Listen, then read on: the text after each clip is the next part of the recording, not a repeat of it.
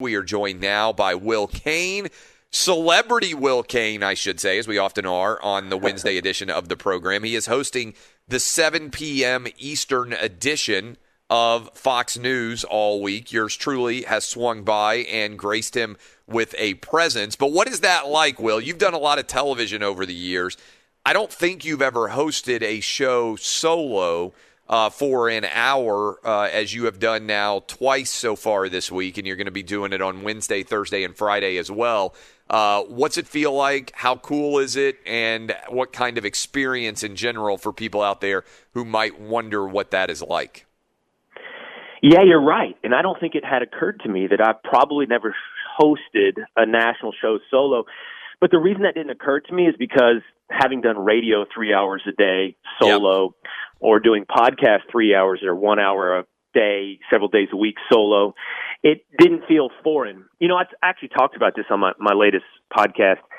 The very low bar, Clay, that I think you and I and anybody that does this has to cross, has to make it over is, can you be authentic? Can you be real? Can the audience trust whether or not they like you or disagree with you? That what you're saying and the way you're behaving is actually who you are. And this is why I think Charles Barkley is a singular talent in our industry, because it really doesn't matter what environment you drop him into. He's always authentic. But my key on this, and the reason I talk about it, is that's a low bar, because the next step after that is you've got to earn the audience, having allowed them to see who you really are. Now, maybe who you really are sucks, and they're like, well, I don't like that guy, or everything he says is horrible. That's the next step. But when you get dropped into a foreign environment, and you've probably done this, and I will never forget the first time I did it, which ironically was on Fox, but you get dropped into a foreign environment. There's so many external stimuli pulling you out of being real and authentic. I'm talking lights in your face, somebody strapping a camera or microphone on you, powdering you up right until they count down or whatever with makeup. There's just so many things that make you, go, oh my God! I mean, what do I do with my hands? You know, before you know it, you're Will Ferrell in Talladega. So night one, night two, I'm getting settled in. I have no doubt I'll get there. The whole trick is how quickly can you get there of being 100%, authentic and truthfully who you are. I've always talked about this, and I've done it on radio, but I think I've talked about it on television before, certainly podcast. There are a lot of people in the green room who are phenomenal. They seem totally comfortable in their own skin. They're telling incredible stories. They're, walking with no weight on their shoulders.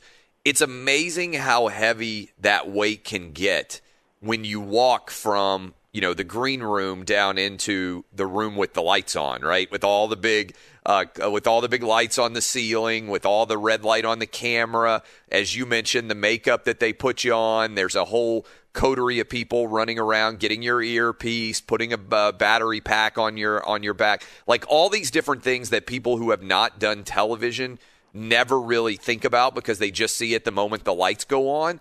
And there are a lot of people who can still be decent on air, but I think your point with Barkley is well said, because there are so many people that get hyper nervous on television that it takes them out of their usual flow. And even if you're trying to be authentic, it can be difficult to do. And there are a lot of people that moment becomes too big for, right? And they're just nowhere near as good as they would be sitting around kind of just having a normal conversation without cameras present. Yeah, absolutely. And I don't want to make what we do sound harder than it is. We're not pounding a jackhammer into a sidewalk all day. But these are all the little things that go into making you real and good. And as you say, I guess it sounds or it might appear a little bit easier to go, just go out there and talk like you would, like you said, in the green room or in your living room when you're watching TV. But there's just 1,000 different things going on that remind you, hey, you're not in a real environment. This isn't going to work. Like, you're not going to be able to just let it rip, but you can. That's the thing. And that would make what makes people good. And I'd like to think that's where I am. Like, certainly when you saw me on First Take, I was in the Will Cain show, and I'm 100% real. And what you're seeing of me this week on Fox News Primetime, same thing. It just takes a minute to throw all that crap away, right? Yeah. I mean, I'll tell you this, Clay. Like, I kind of push the prompter way. Like, I don't want the prompter. I want to be able to do what I do, where I just speak directly to people. I mean, I went to law school. I don't know how you work, but like when I do my shows, I outline often my thoughts, like bullet point, because it just prompts me should I forget. Yeah. But I like that much better than some paragraph form prompter that I have to follow. No, I feel the same way. I write, by the way, I can write the prompter, but I don't want to sit there and read to the audience. I want to talk with the audience, you know? Yeah. No, I mean, I have a yellow legal pad that I use for both television and for radio, where I jot down ideas, you know, like, again, just kind of bullet points. Oh, I want to talk about this in this segment, right? But I mean, if I took a picture and showed people, you know, kind of the prep that I do, it's by the time I write anything down on the legal pad, I've had to work through a lot of my thoughts, so I know what my argument is going to be. I just want to remind myself in case I forget, I wanted to hit these 3 or 4 topics. And that's basically the way that I prepare, both for television and for radio. And obviously there's a big difference between television and radio, because radio is way less structured than television. And so television, I always say, is a lot more like a play in many ways than radio, which is a lot more like, and I'm not an expert in music, but kind of jazz, right? Like you can kind of go on riffs within the context of the music itself, whereas television, because they want the right audio clips or they want the right video to roll behind you, it's just way more structured and scripted in general. There's just more people writing along, like you said, roll and B-roll, where radio is just like, it's you and the microphone, and that's right. it. We're talking to Will Cain. All right, so a couple of things I want to dive in with you. You're in New York City right now. CDC has come out basically on Thursday, ending, for all intents and purposes, the mask requirement and social distancing issues. And in particular, a lot of different retailers followed Walmart's lead as they did away with masks. Publix, Costco, Trader Joe's, Starbucks, just jotting down some of those. What are the streets of New York looking like now? Does everyone still have a mask? Have you started to see any change there? Because I know every state and city is going to have a different vibe. Yeah, you started to see a change in New York. It's Wednesday. Today is the day officially that Governor Cuomo lifts his guidance. So it's really funny to watch people sort of as sheep, quite honestly, follow their instructions. So the CDC lifts their guidance, and I'd say New York moves to about, I'm going to go 60-40, 60 being masked still. And then we'll see what today is, Wednesday, with Governor Cuomo lifting his restrictions if it goes down even more. It's so weird, Clay, because, I mean, look, I think if you convinced yourself at this point that the CDC was giving you true scientific guidance, you totally outsourced any type of common sense or rational thinking. You're incapable of it yourself. So you're going to outsource it. What do they call it? We learned that in law school. Appeal to authority, right? Yes. It's like, and by doing that, you fashion yourself as the smarter person. Well, I listen to science. It's from the start. But what's starkly obvious now with their quick about face is the CDC was doing this for other reasons, political, whatever. But they weren't really following science. And what's so fascinating about that, Clay, is when they did the abrupt turn, that's what revealed the previous decision-making wasn't science, because nothing had changed. Yeah. No big magical threshold had been crossed, no vaccination rate, nothing. And that's what left people like Rachel Maddow or Joy Reid or people on the streets of New York not knowing what to do. Like, that's what right. do we do now? Because this wasn't our scientific position. I don't even think for the majority of them, Clay, it was a true fear-based decision. Like, I don't think they really were worried about what's floating around in the air. They were left with, how do I now define myself? What's my identity? How do I fake that I'm smarter and better than everybody else if I don't have the mask and the CDC's backing? Yeah. I mean, I think it's going to be a fascinating question, Will, kind of going forward, because I think now that so I went to, and I talked about it on the show on Monday, I went to a AAA game with my kids, Nashville Sounds here locally. They wanted to go see Christian Yelich play. Awesome. First environment that I've been to in a sporting event where there was no mask requirement. There was no even cosmetic theater where you had to have the mask on when you walked in, and then you could take it off because you were going to have, I don't know, a hot dog or a beer or whatever you might do at a game. And it felt amazing. And if you looked around, there was no social distancing. There were no masks. I mean, places like Nashville have just, the mask thing is gone completely. Social distancing too. I hope that we're going to get studies in the weeks and months and years ahead, because I think if you just look at the data analytically, right, regardless of what your politics are, and use the 4 big states as proxy, New York and California were, I think it's fair to say, draconian in terms of masking, restrictions on social gatherings, schools not being open, bars, restaurants. None of it was permissible. Texas and Florida, 2 other big states. I know you live in Texas. I spend part of the year in Florida. Wide open, right, compared to California and New York. Texas and Florida's overall COVID infection rate and death rate lower than New York and California combined. I think what we are going to find out when all of the data is officially analyzed and people are willing to kind of take emotion out of it is that almost nothing we did had any major impact. In terms of the masking, I don't think it was actually that helpful because, again, you look at big state data and Texas and Florida where many people effectively said, hey, we're not really going to wear masks much. Lower rates than California and New York where they wore masks all the time. Schools were open in Florida. Schools were open in much of Texas, weren't open elsewhere. I think we're going to find that much of what we did, and I just keep coming back, Will, to the restaurants.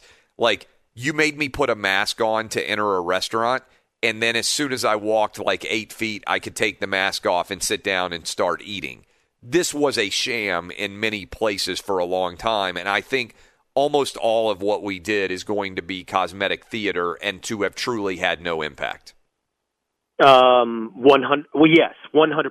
But then, so I actually want to do that this week on Fox News Primetime. I want to do a report card because so much of what we talk about in politics remains in the realm of theory and sort of abstract debates, and it's never provable. The case is never provable of who's right or who's wrong. At least not in a short term. It is over long horizons, right? Over long horizons, it's clear communism is a failure of a project. Over a 2-year period, it's hard to find political policies that clearly are winners and losers.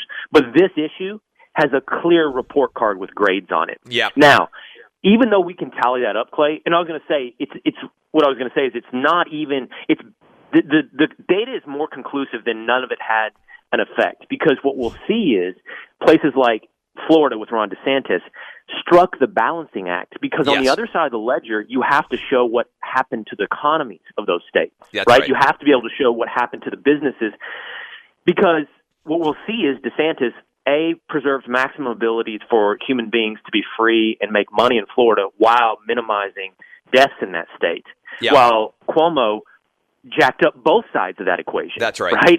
He messed up both. But even though we'll be able to do that report card, I don't know that let's not delude ourselves. We won't even get a 75% consensus. We won't get the population to go, yeah, look at that. Because people in the end are doing this for reasons other than science, other than reality, other than facts. And this takes us back to the CDC thing. Like, people like Joy Reid or Rachel Maddow, totally divorced from science, will move on to the next thing. It won't be masks, but they'll move on to the next thing. And this is what I talked about on Monday night. They'll find the next issue from which to stand and project their moral superiority. And sadly, Clay, that's going to be vaccine passports, and that's going to be vaccine mandates for children. That's what's going to happen. And when we have that fight, just remember why we're having it. We're not having it because the science requires it. We're having it because they need it. Yeah, I'm not getting, I've already had this conversation with my wife. We've had it. I've got a 13-year-old. He is at zero risk statistically from COVID. Zero. Zero. He is more likely to get ill and die from the seasonal flu. He's 13 years old. Exactly. Same thing is true of my 10-year-old and of my 6-year-old statistically. I do not want him to get a COVID vaccine from something that he is at zero risk of. And so and I'm a vaccine guy. I'm like, I'm measles, mumps, rubella, all that stuff. All my kids got vaccinated from like diseases. We all are. We all are, Clay. Yeah. And the point is, It's not. It doesn't make you an anti-vaxxer to go, whoa, I can weigh the costs and benefits on a vaccine here. And by the way, it doesn't make me an anti-vaxxer to point out the pharmaceutical industry, which doesn't have the greatest track record of being on the up and up, but they have complete liability protection on the COVID vaccine. Like, they can't be sued. Liability immune. So when I factor that into the cost of benefit analysis, plus my kid has no risk of actually getting sick, transmitting, or obviously dying from COVID, then why? Now, the real come to Jesus for you and me will be, well, he can't come to school. He can't come to school if he doesn't That's have not going it. to happen in Tennessee, where I am. I can't imagine it's going to happen in Texas, where you are. Or youth sports, or camps, Yeah. or whatever it may be. That's where the mandates will come in.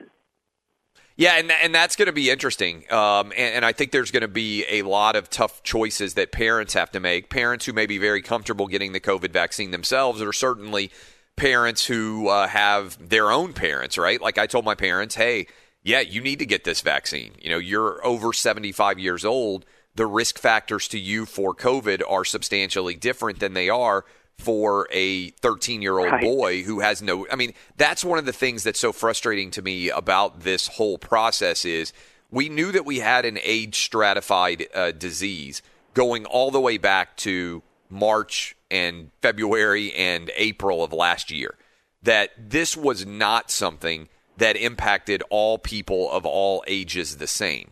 And so what we needed to do, you talk about data, what I think Florida did a good job of, and Ron DeSantis, even though it swam against the tide, was saying, wait a minute, we have to protect our elderly, our senior citizens in nursing homes, the people who are the most vulnerable to COVID.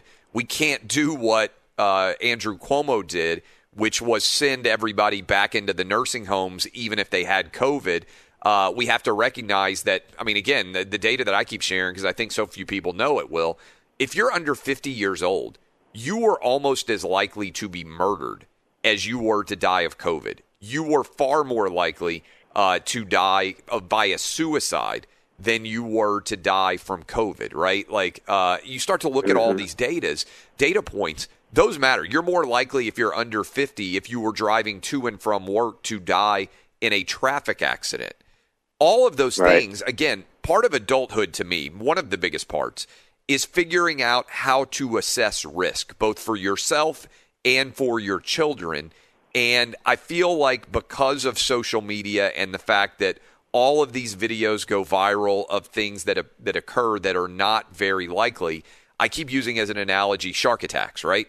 Every time I go into the ocean, I think, oh, I'm going to get eaten by a shark, right? And I bet almost everybody does, especially if you start swimming out a little bit in the water, you know, you're not able to stand up. You're like, oh, I'm in a great danger from a shark here. The reality is you're far more likely to die driving to the beach than you are once you get to the water. There's almost a 0% chance that anything's going to happen to you there. Same thing with alligators, whatever. Like violent and unexpected but memorable ways to die capture our brain, and we think about them. Everybody does. Well, that's what happens on social media all day long, every day. And so being able to assess risk is so difficult now, I feel like, for many people. So let's expand that, because I think I've thought about this, what you're describing, and I've thought about it as sort of like the tyranny of the meaningless, or the rule of a microscopic minority, and it can apply to sports as well. You're absolutely right on risk assessment on what your real risk factors are out there in life. Let's expand it. Why do companies keep bowing to minority, extreme radical, microscopic minority voices on radical issues, whatever they may be, on woke issues or whatever? Why do they do that? Well, they're out indexing a really small radical minority that's on social media that scares them. That's what happens. You can show them, by the way, I've seen polling on this stuff. It's crazy. You're bending to propositions that have about a 5% support rate in the country, like in the general population. And that's insane.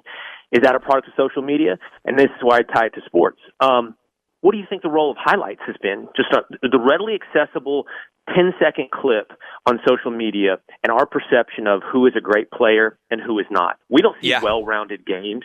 We don't see how a guy contributes throughout 60 minutes or whatever game we're playing. We see House of Hoops or House of Highlights. We see that. And next thing you know, James Harden is absolutely, an MVP candidate or whatever it may be. And maybe he legitimately is now with the Nets. I don't know. But the point is, we're taking anecdote to the extreme on everything. And I don't know if that's social media, Clay. I mean, it probably is.